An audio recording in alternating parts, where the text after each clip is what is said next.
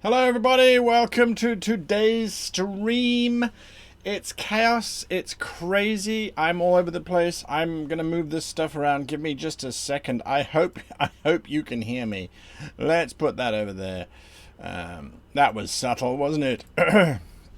Okay, right, all kinds of crazy things going on. Absolutely crazy stuff. And today is going to be a short stream, I have to say. It's going to be a short stream, and there's a reason for it. So yes, give me your understanding, I think, is what should be said. I shouldn't have been wearing this shirt on stream. It's crazy, crazy, crazy, crazy. Okay, so I'm very, very, very jealous of Mr. Lockwood getting snow in Western New York. I've been waiting for snow in Japan, and it just hasn't arrived. It really hasn't. I've even had friends who've gone skiing who've had to come back because it's not there. Anyway, okay, so let's get on with it. Let's unpack this whole thing. So many of you might know I have been in the process of planning to relocate to the UK, and the plan was to relocate to the UK at the end of this month.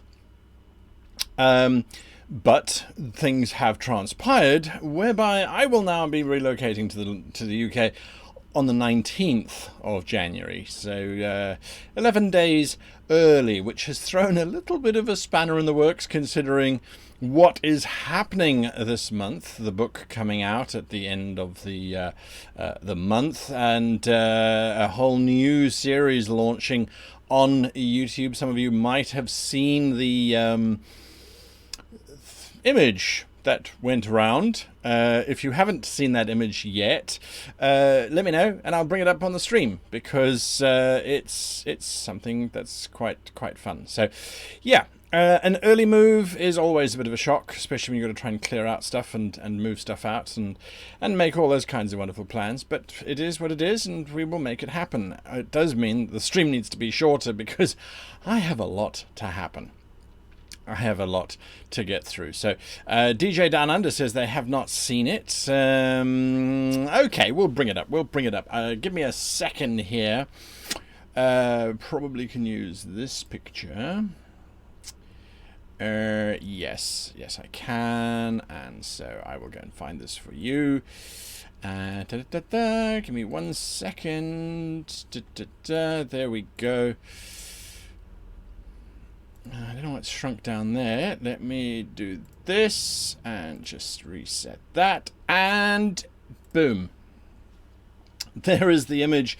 This is chaos. This is craziness. This is going to be so much fun. It is so much fun, and I truly hope that it does what I want it to do. Now, the whole purpose of our channel, the whole purpose of our channel is to help you guys run your games better and to answer those kinds of questions that, it's like, well, there we go. How do we do this? How do we do that? Yesterday, I had the amazing fortune of having some fans all the way from Germany. They came to Tokyo for a holiday. They reached out to me and they said, would you like to go for lunch? And I said, yes. So we went had lunch. Lovely time. Lovely to talk to them about role-playing in Germany and their experience and that kind of thing. And then they were asking questions, as people do. How do we do this? How do we do that? How do we do the next thing? And a lot of the times they're saying, well, you answered in this video, but I've forgotten it, or this or that. And, so anyway, the idea is, and you've started to see it already. So I've started to practice this whole new concept on the channel already. You saw that last week. You're seeing that this week. Next week is when everything launches. Next week is when everything launches officially. And I think you're going to like it. I certainly like it. So yeah, that's my idea. Anyway, I really apologize for this shirt. It must be absolutely awful on stream. Anyway, questions. Let's get on with your questions. If you have questions, post them. I see there were some questions. I'm going to go back because I saw that there was a big question that got posted up right at the beginning. I know I don't normally do this, but Writing Machine 123 says, in your book, The Complete Guide to Creating Epic Campaigns, you introduced an amazing idea about how to use the art of theme. Okay, it's Good, good. Okay, I'm excited to use this in my games and my writing.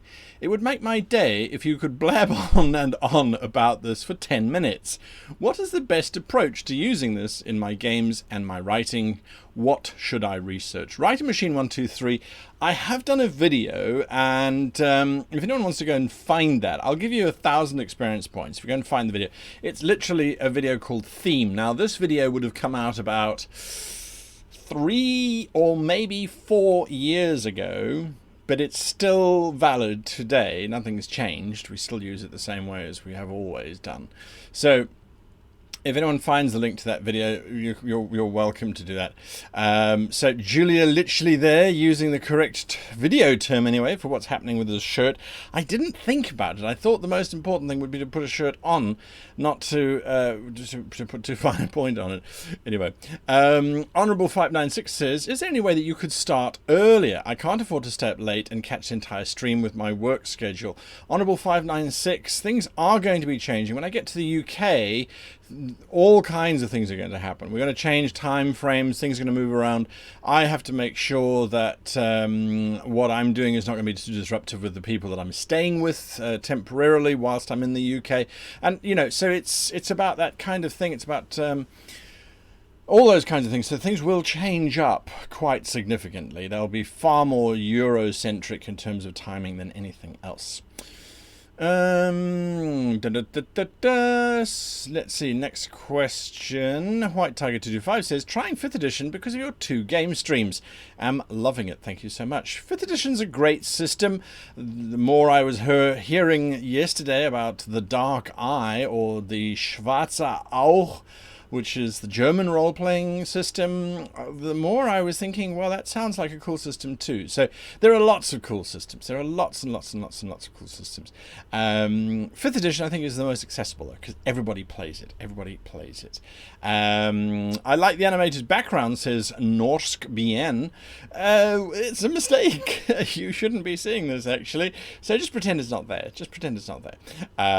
You're going to see more of this. You're going to see much more of this background in subsequent videos. I have spent the last 4 or 5 days trying to basically make this next year, 2020, be the most exciting, fun and engaging year as possible. I know the videos are not necessarily all the time super exciting, so we're trying to, you know, add graphics and all that kind of stuff. I think it should be quite fun.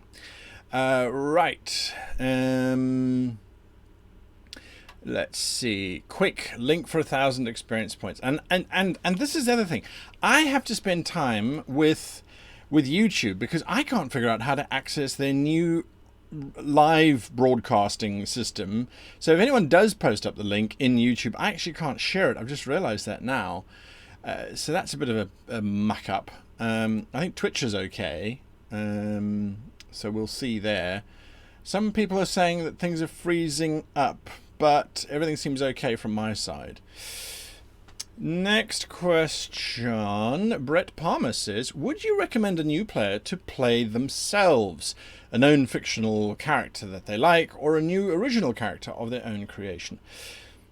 It depends. If the new player has no idea what role-playing is, they literally don't have a clue, and you want them to understand the game mechanics, then I would have them create themselves. Literally walk them through, okay, let's say you were an elf. Elves have high dexterity, or high this, or wow, pick a system, and then do it from there. If they do like the idea of role-playing, they're like, oh, I wish I could play Harry Potter or something like that, then let them create a fictional character based on an existing one. So I would do that. I think we oftentimes assume people know what role-playing is about. So when we try and introduce them, we're like, oh, make up a character.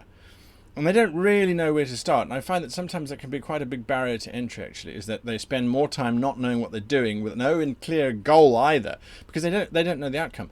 Whereas if you say, okay, well, we're going to create you as the character, and then you're going to play a little bit, then at least they know, okay, well, we're still creating me, or we're going to try and create Captain Picard that you're going to play, so I'm going to show you how to do Picard. So I would go that way, personally. Landon says, what would you suggest when players need a lot of prompting to talk with an NPC and not just only answer questions, then sit there waiting to hear what happens next? It's an interesting challenge, Landon, that you raise there.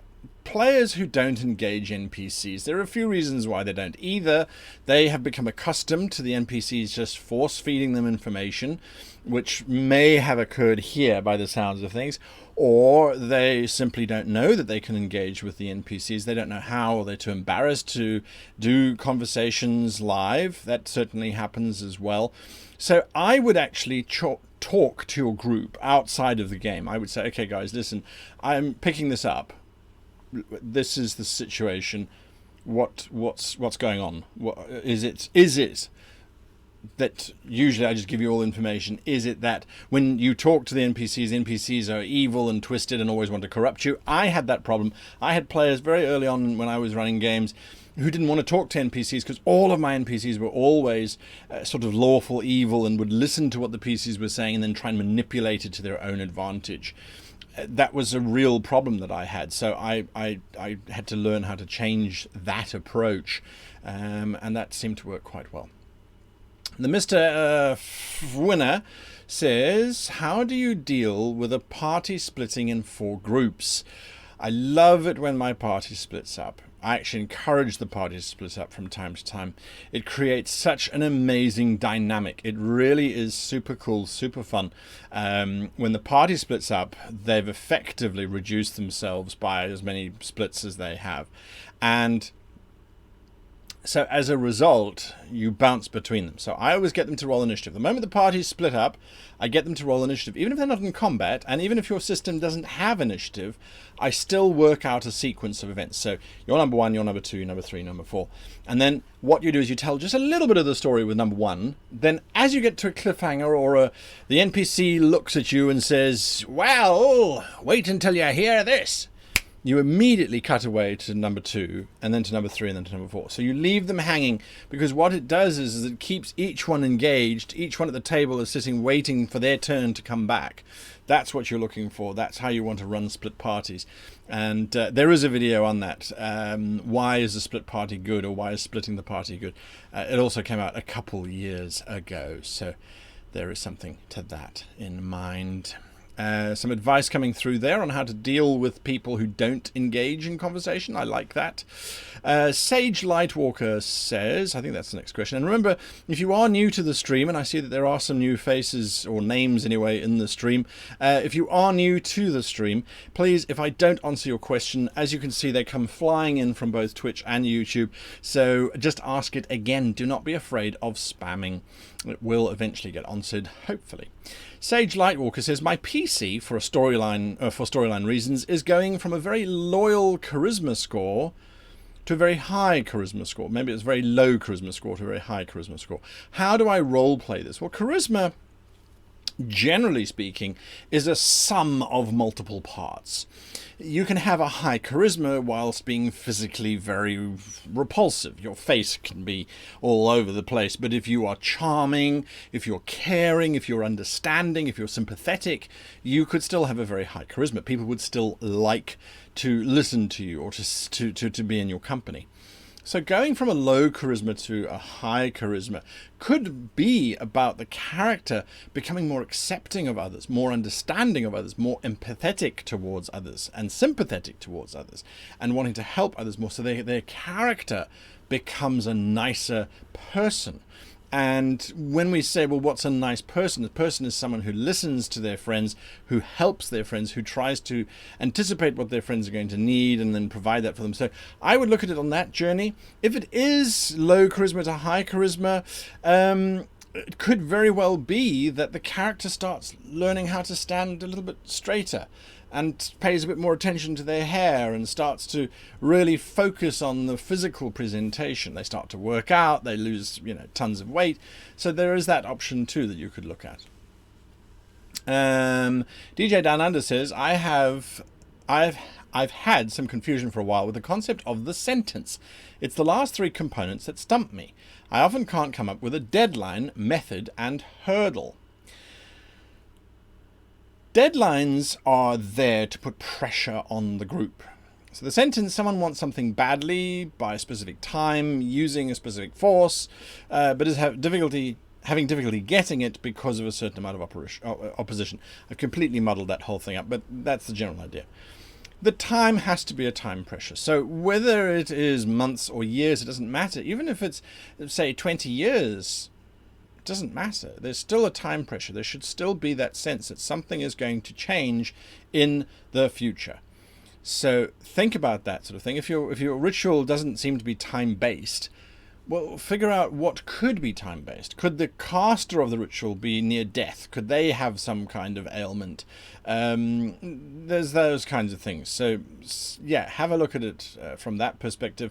And the hurdle is oftentimes going to be created by the characters. So think about it. Think of who would be fighting against this and why they would be fighting against this. And sometimes it's good to think about who would be affected by this and so has a vested interest in trying to stop it or drive it forward. So there's another one to think about. I'm going to actually do this. If I pop this out, yes, no, because it's hidden by my camera, you see. So give me oh, come on, give me a second here. If you could see the shenanigans going on. Right, I think this is going to help better. Okay, Athena Geary says, Athena Geary says, watched your How to Be Evil, but I'm still a little unclear. Would a lawful evil character still follow societal laws, or do they simply follow their own moral code? It's a very grey area, to be perfectly honest with you, Athena, and the idea of a lawful evil character, yes, they would follow societal laws to a degree where they felt that the laws were applicable to them. So a good example might be Hannibal Lecter. Hannibal Lecter is somebody who eats people. That's against the law. But they're not going to drive recklessly or dangerously. They're not going to try and rob a bank, necessarily. They're not going to impersonate the people that they've eaten. They will eat the person, and that's it. They'll cover their tracks as best they can. So lawful evil doesn't mean that they completely ignore one and the other. It's usually there's going to be a kind of a crossover, if I can explain it like that. I don't know. For me, lawful evil characters are going to get away with what they can get away with, and they will always try and use the law to protect themselves. So if you look at a character, I would say, who started out as lawful evil and then devolved into chaotic evil, Adolf Hitler is a good example. He rose to power in the 1920s and then again in the 1930s or whatever it was, using legal means. His intention was always, always, always evil. Maybe not from his perspective, but from history's perspective it certainly was. Once he was in power, he then used his power legally to change things so that he could then ultimately devolve to the point where he was chaotic evil and could just do what he liked. John Perry says, how do you deal with giving your PCs an avenue to establish themselves in a town, whether this could be a keep or a guild, to gather more influence? Ryan, actually, you are going to... No, not Ryan, actually. Ryan actually asked another question. John Perry, you're going to enjoy the video that comes out towards the end of January. We talk about this very specifically. You want your players to have a venue that they call home, a guild hall, a house, a castle, a starship. You want them to have that. It gives you so much power as the game master to be able to then take it away from them, threaten to take it away from them, have things happening within that space that's so precious towards them because they've invested so much time in it. There are those wonderful, wonderful opportunities for players to be invested in your game, so you definitely want that. You don't want to make it easy because otherwise it's mundane. You want them to have to work for it. If they get a tavern, the tavern barkeep is going to say, oh, I'll do a good job and don't you worry about it, only we can't serve any beer to the customers because the cellar is full of undead. So the whole space starts to generate events. It's really, really awesome. I'm not going to go too much into it because, like I said, there's a video coming up called Crafting, and in that we talk extensively around the whole notion of why it's so cool to have your players do that kind of stuff. So there we are. Overclocked 2020 says, what's your opinion on alignment? Do you think it's dead among players, or do you think players still use it properly? I hate alignment. I absolutely hate it from an advanced player perspective. No one is one particular alignment a lot. We might all like to think, oh, we're lawful good, or we're lawful neutral if we're slightly more skeptical about ourselves. But we change under certain circumstances. And as a good example of this, it is legal, as abhorrent as this is, that if you are in a shipwreck and you are in a boat with a bunch of other people and they die and you eat them, it's not illegal to do that. Same as if you're in a plane crash in the middle of the mountains, you can eat people and get away with it, provided that, it was the only source of food. Under normal circumstances, eating people is evil. And the people who eat the people think that they're evil, but they had to survive somehow. So alignment is so restrictive. When you start out, alignment is quite cool because it allows you to try and play outside of your normal realm. So if you're someone who is by nature a law-abiding citizen and you like to help people, sometimes you go, okay, well, I can use this alignment to almost force my thinking away from my usual automatic responses to someone who has a different response. So that is an option that is a good use of alignment. When it becomes bad is when it becomes prescriptive and it starts to control the player and the player's actions. And you go, well, hang on a moment, that's not how it should work. It should be the other way around. The player should be controlling the game, not the game controlling the player. Anyway, there's a whole thing. Next week launches the new paragraph, which is a paragraph of text, and I've just remembered I've got to put that into the description. It literally is a paragraph. It is my definition of what role-playing games are. I don't know. Anyway, it's a gigantic block of text, and it talks about who's in charge, what should be controlling what, and how it should be doing that. So bear that in mind. Next week's a big week. It's a huge week. I leave Tokyo next week. It's terrifying. Anyway, right, where are we? Next question. Chris Dial says, what do you think of collaborative world building between yourself and your players? Any tips, examples are Microscope RPG and Dawn of Worlds creation rules. Okay, I don't know Microscope RPG or Dawn of Worlds creation, as a matter of fact. However, it's a common phrase that I'm going to be speaking today, it seems, in a week or three. No, next week, I think. I've recorded 7 videos this week, and I've got another 3 to go. So I'm a little bit muddled up as when they're going to be coming out. But culture creation in our campaign creator series, I think it's episode 2. I don't even know what's coming out this week. Anyway, I hope it's not coming out this week. If it is, there won't be a campaign creator series video for this week. It can't come out just yet. Probably. Or can. I don't know. Anyway, doesn't matter. Don't listen to me. I am so muddled up right now. I don't even know what the hell is going on in my life, aside from the fact that I've got a lot to do. Players creating culture within your world is one of the greatest and most underutilized tools that you have as a world builder. The idea that you should create a complete world all on your own in isolation is fine if you're an author, but we're in a role-playing game situation here, and role-playing is collaborative. So when you get a player to help you create a culture or a location or a geography or a whatever, when you get somebody in to help, they invest. So when I look at my world of Braxia, there's 2 races that immediately exist for no reason other than I had players saying, hey, can I play a this? One is the Cathar. I had no interest in feline monsters, humanoids. To me, it was like, it wasn't for me. But I had a player who said, please, I want to play a catfolk. I want to play Tabaxi, basically. Okay, well, there's a territory. Go play Catfolk. I had a piece of map that didn't have any information on it, so I added it in. And then I said, now let's discover this culture together. Let's explore it. Let's add to it. Let's unpack it. I think it was absolutely amazing. That player is still playing that character and is now an advocate of that particular culture for that racial group as well.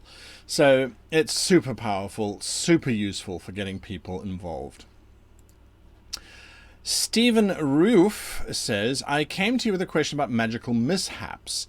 I want there to be a way for a town to end up in monochrome area and it glitches in between realities. How can I do this? Stephen, you are the creator of the world, so you do have the power. Some suggestions. I had my players in one of my games. One of them accidentally used a dagger of god slaying on the god of color. And so when they killed the god of colour, all colour from the world vanished. And no one could remember ever having seen colour. But a whole bunch of animals suddenly stood out because their camouflage no longer worked. And a whole bunch of animals suddenly vanished because they had suddenly had this amazing camouflage in a black and white world. So, yeah, it's interesting to do that sort of thing. Shifting in and out of reality, I have had gnomish artifacts that were designed to open up dimensional doors, that instead of opening up dimensional doors, fractured time and space, creating these rifts. You could quite easily have the same thing happening where there is something that causes the village to shift in and out, and its color is shifting, as Star Trek would say, its color is out of quantum phase, and so we're seeing effectively the luminance of the village only. The chrominance values are in a different dimension, Captain. So yes, you could go that way. I think that would be a thing to go.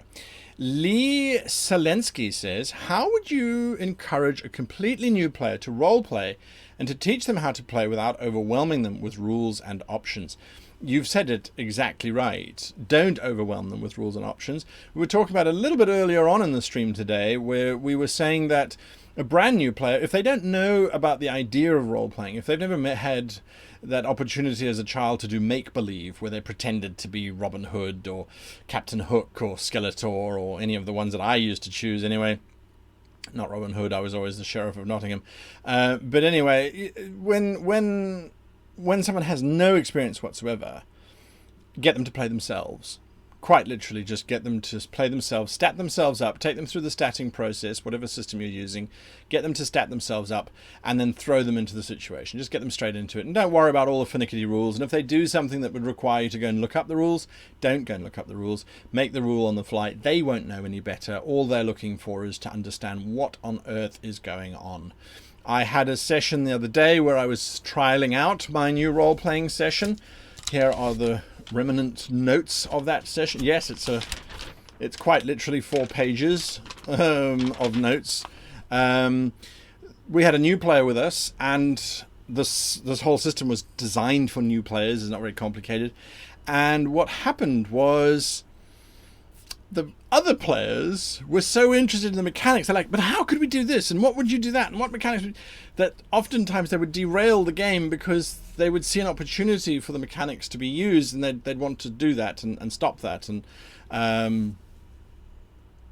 so you know, those are the things that one has to look out for. Anyway, I get. Atlas Era says, I'm really struggling to tell a story centered around a single group of characters, and it is needed to progress the story forward. Having said that, my players keep dying a lot. Okay, so telling a story centered around a single group of characters. Well, it is difficult if your players' characters keep dying. That is going to derail you. An option that you could have is to, for now anyway, run single adventures. Don't plan on them being long form. Don't worry about having an overarching campaign. Literally just run one adventure that has no forward link. Once it's complete and everyone's happy and there's a reward and everyone ends up in a tavern or a space cantina or you know, whatever your genre is. And then the following week, it's a new adventure that's not linked together. So if the player's characters do die, well, then it doesn't really matter too much because it's a new adventure, if you like. So try that for a while, see if that works. And you might also be surprised that it actually does work in terms of keeping the characters alive. And the same characters go through multiple adventures, which you can then retroactively go back and start looking at what happened in those adventures and figuring out if there was a mastermind behind the events in those adventures which could be linked. And then suddenly you come up with this Professor Moriarty idea, which is exactly what happened in Sherlock Holmes. DJ Downunder says, you do look like the Sheriff of Nottingham. Well, I can't say that I'd be unhappy being the Sheriff of Nottingham, at least up until the point that, King Richard returned. And as a matter of fact, Nottingham is one of the towns that I'm seriously thinking of relocating to in the UK. So if suddenly there's a new sheriff in town, well, you'll know that it's literally me just living up to crazy fantasies of childhood. There you go. Because, there's no Eternia for me to go and become Skeletor to live in. That, and I'd need to lose a lot of weight to be Skeletor. Right. Texas Girl EM says, what alignment would you give to a character who has gone mad? A character who has gone mad, I would give them all of the alignments and I would allow them to shift through it. I have not dealt with many people who are clinically mad. I have obviously been exposed to all of the literature and the plays, King Lear, for example, all of that kind of wonderful stuff where there is this madness involved. I would give them all of the alignments and I would literally just roll through it. Keep it random. I mean, that's what the malady causes, this insanity. It is just randomly whatever gets triggered. So I would look at it that way. Dwarven Goliath says, I wish to take the War of Avernus to the next level, meaning to take an interactive map of Avernus that is under control of wargamers, limited resources. Dwarven Goliath, I'll tell you now, when we were coming up with the map for Descent into Avernus, I was speaking to the Web Goblin who wrote all of the programming, the web application behind how that map would work. And we said, well, how far do we want to take it? Do we want to have it affect characters' powers and abilities, or is it purely going to be narrative? And eventually we said, well, it's going to be narrative, because to have it have any more effect, suddenly the players are going to change to a large degree. They're going to realize, oh, well, actually, now that this is in charge, we don't have access to this, we don't have access to that.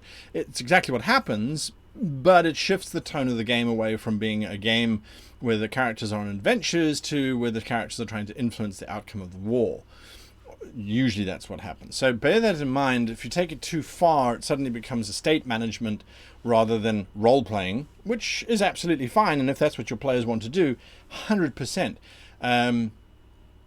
I would at that point possibly look at getting... why has his name gone out of my head now? He wrote the book Stronghold. Anyway, him, Colville, Matthew Colville. I would look at his book perhaps, because I know that deals with a little bit of estate management. Otherwise, I would go back to 2nd edition Dungeons and Dragons, released a book called Castles, Complete Guide to Castles, I think it was. You can have a look at that as well on how to run that. Next question. Xander the Green says, how to make mounts fun and engaging as both a player and GM so they aren't just a nuisance or something forgettable. Xander, it's a very good question. I do talk about mounts in one of the videos quite early on in the channel's lifetime. This month's module, which I'm happy to send to you, Xander. This month's module for Patreons, or last month's module, December, had a little bit on how to deal with the mounts. The goblins in the adventure had war goats, which they would ride into battle. So it had a little bit on that in terms of giving them personality, making them useful. But principally, I make mounts magic. I make them exactly how they do in Dragon Age or in The Witcher or something along those lines, where the mount, you get off it, you walk into the dungeon, the mount ceases to exist, and you walk out the dungeon on the other side of the world, and the mount just happens to be grazing nearby. I know it's a gigantic cheat, but really it is the only way to keep the players interested in that mount. Mounts are also very difficult. They prevent people from going in, from going into dungeons and getting on boats and things. They do get in the way, and there's a reason why.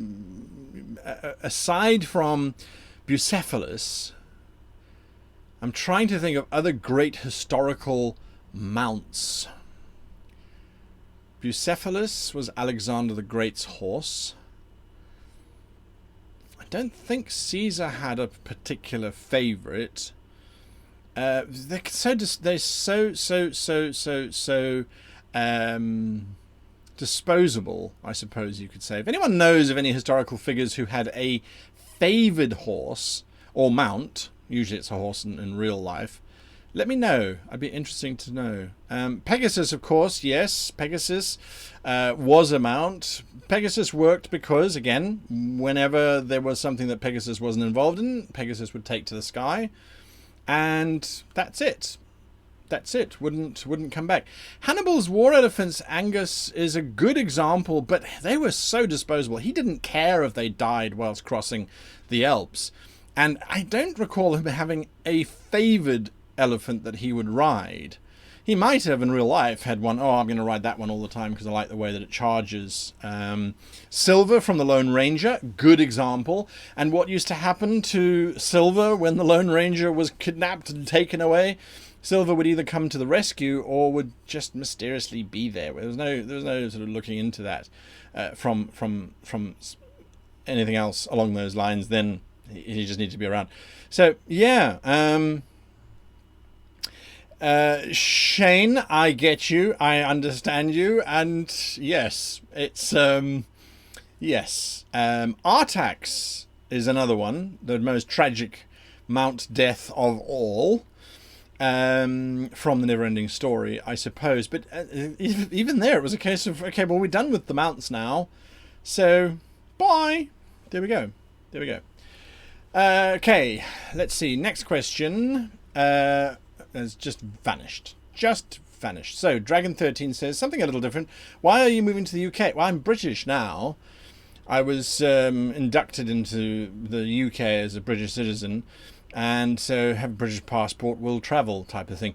The option was to either try and renew my visa here in Japan, move back to South Africa, or to move to the UK, and I decided, well, the UK, I think, is going to be an interesting space. It allows me to get to all of the conventions that I need to get to fairly easily. And, yes, for now anyway, allows me to get into Europe a lot easier than a South African passport does. Higgy Gaming says, what are your thoughts on Eberron? And are there any quips or quirks to the world of Eberron that you may recommend? I haven't played Eberron, to be perfectly honest with you. I very seldom play other people's worlds. Very seldom. I think of the pre-made worlds that I would happily join and play in, it would be Star Wars, Star Trek, and that's about it. Even Middle-earth, I don't mind playing in Middle-earth, but I far prefer the freedom of being able to create and add stuff. Where with the pre-generated stuff is very good, and there's lots of benefits to using pre-generated material, definitely. Generally speaking, I go off script very easily because I like to create stuff. So there you are. The other idea that I was going to say now, Eberron. If you look at Ghosts of Saltmarsh or Avernus, for example, those are pre-generated settings to a large degree, and I made sure that I didn't actually use the setting as created. I made sure that I put my own stamp on it and relocated them into mind maps. So there you are. D. King quite correctly says Hannibal didn't actually ride his war elephants. That's correct. His war elephants were used more as terror than anything else. And they worked quite well. I actually read just the other day Hannibal's Crossing of the Alps. It was quite interesting. Ryan, actually, we've got 15 minutes to go. 15 minutes to go. So no creative writing today, I'm afraid. And we'll talk calendars. We'll talk calendars as well. Ryan actually says, I'm currently dealing with a player that always self-inserts into campaigns. How can I encourage him to play a role rather than play himself? Well, there are some options. There's a sneaky one, which I came about the other day, as a matter of fact, while I was writing an adventure for nautical campaigns. Run an adventure where you hand out temporary characters to all of the other players, including this particular one, and prescribe the nature of the character. So if this individual is always someone who's someone who is, say, rambunctious and loud, give them a character who is reserved and quiet. Have the entire adventure run as a backstory or a memory or as a flashback or a flash forward or a setup to a bigger adventure, etc., etc. But give them the opportunity to explore. Maybe they don't know how to play something else. So there we are. Death Angel Shadow, thank you for hosting. Not much longer on the stream today, but I do thank you for that.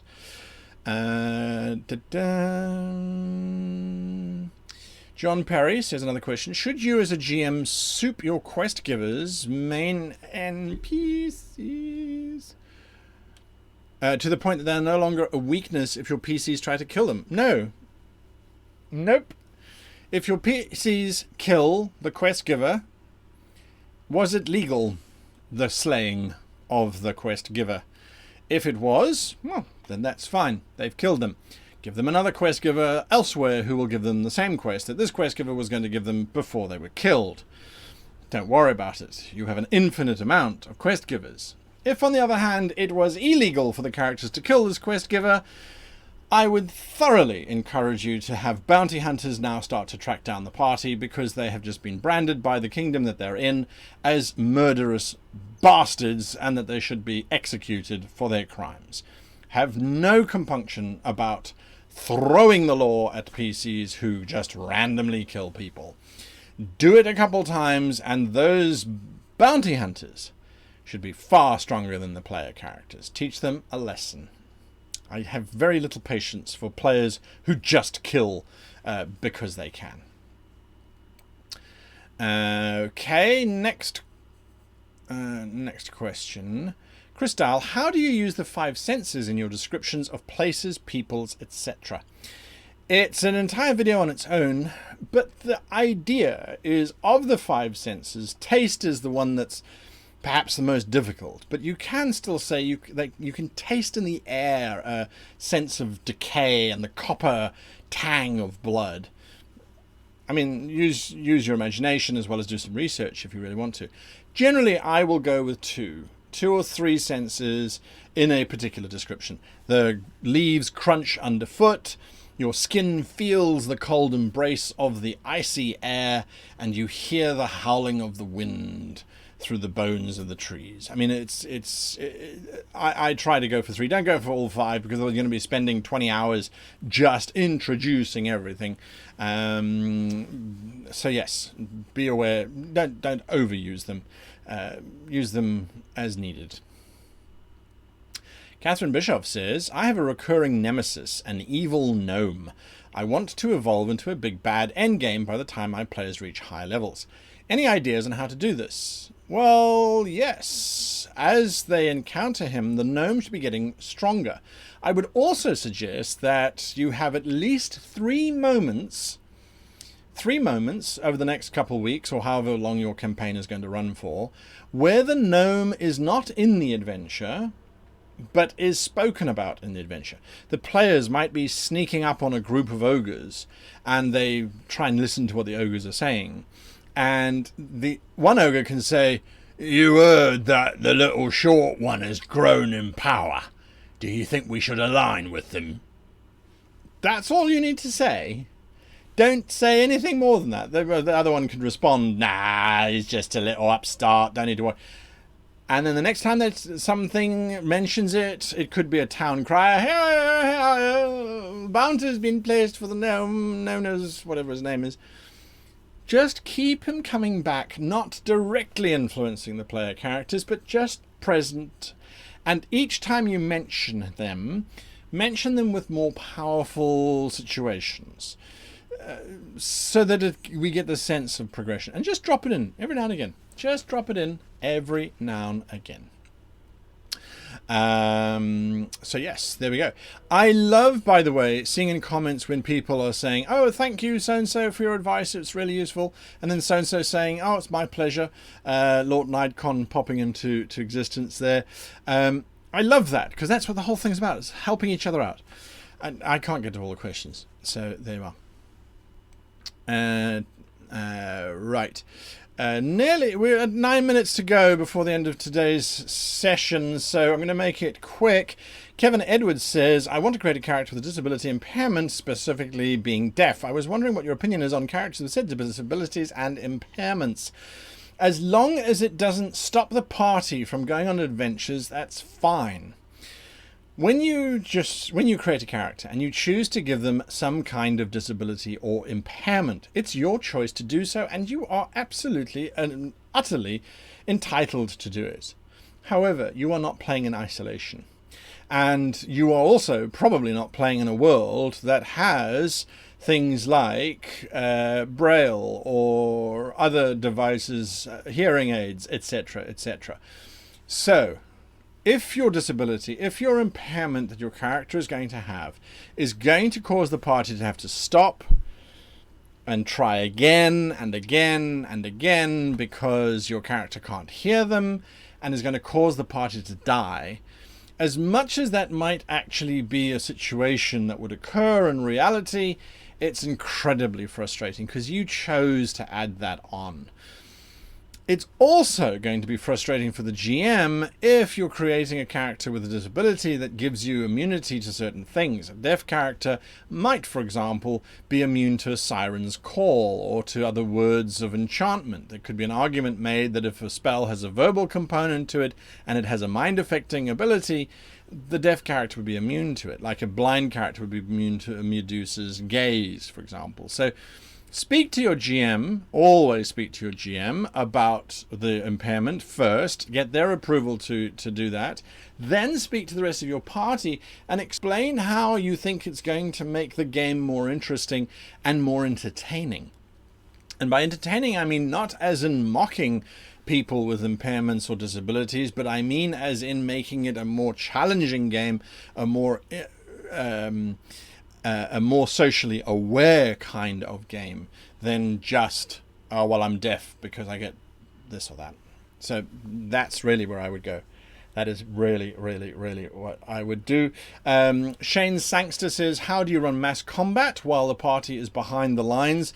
I have a video called Mass Combat. I think there's actually 2 of them that are running. And there's also 3 videos on The Siege. That's what it's called on the YouTube channel. Go have a look for those.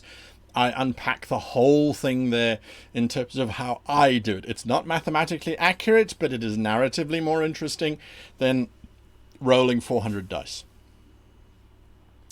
Angus Boy says, what's your opinion on segmented campaigns? In other words, Act 1 in Waterdeep, Act 2 in Baldur's Gate, where each act takes a few months and is only connected by the characters. If they're only connected by the characters, not by a narrative, in other words, they happen to be in Waterdeep, they happen to be in Baldur's Gate, to me, it sounds like you've got either a series of mini campaigns or regular campaigns, you just have multiple versions of them with the same characters, again, nothing wrong with that, or if it's only one long adventure per location, then you have a series of adventures that the characters are based in. So if there is no link other than the characters themselves, I wouldn't see it as a campaign. I would see it as micro campaigns within a bigger scope. There's nothing wrong with that. As long as you're having fun, that should work absolutely perfectly fine. There's another good point. Shadow Slasher says, born blind or deaf, go find a church and have them cure it. With magic as prolific perhaps as it is in certain role-playing systems, that very much could be the reason why it would be very weird to have a disability in the first place, is because it would just be cured away with a spell, I suppose. Landon gets maybe the last question in for today. How do you handle downtime in your game when the players or when the characters have 2 weeks between contracts? I have an outline of what they want to do. Let them do it. Let them go. Let them explore. Let them talk to each other. Introduce NPCs that you're going to have helping them to move forward. Never be afraid of using downtime to have, I don't want to say romance, but to have relationships start to form between the characters and the NPCs, as well as all sorts of other things. Again, there's a video coming out in a couple of weeks called Crafting, where we look at what happens when one player wants to craft something that's going to take 3 weeks. What do you do with the rest of the party? And that sounds very similar to this kind of question of what do you do with the party in between adventures? There's all sorts of things you can do. You can give them micro adventures, let them build those relationships with PCs and NPCs, drive that forward. That really is going to make your game feel much more alive at your living world than anything else. So bear that in mind. Right, just for clarity's sake, because next week's video starts talking about some dates and deadlines. Next week, the 14th, will not have a live show. There will not be a live show on the 14th. By that stage, the studio that I'm in will have been removed and hopefully put in boxes and sent to the other side of the planet. The 21st is also unlikely to be a live show, but maybe. So watch out on Discord, on Facebook, and on Twitter for announcements. That will be day 2 of me being in the UK. Theoretically, I will have my studio up and running by that stage, but possibly not. So the next time we should have a live show will be the 28th of January. So mark that in your calendars. I know a lot of you make special time to be part of these shows. I really do appreciate that. But yes, we will be adjusting timing once I'm in the UK as well. All of that will be announced. Discord.gg/greatgm gets you linked to the Discord. Facebook, how to be a great GM. You can't miss that. Twitter is @howtogm. Easy one for that one. Website is not updated as fast as I would like it to be. It does get updated, and the Web Goblin is, I know, currently working on some cool stuff based on what's coming forward. So yes, from me, I want to say thank you to everybody who made it tonight. We had 100 odd people, which is lovely. I really appreciate that. I'm sorry to everybody whose questions I didn't get to today. It is what it is. So we'll see you all on the 28th of January, if not sooner. And I hope that you use the time to have more time to develop your own games and to have fun whilst playing them. So until the 28th, I wish you and yours the very happiest of gaming.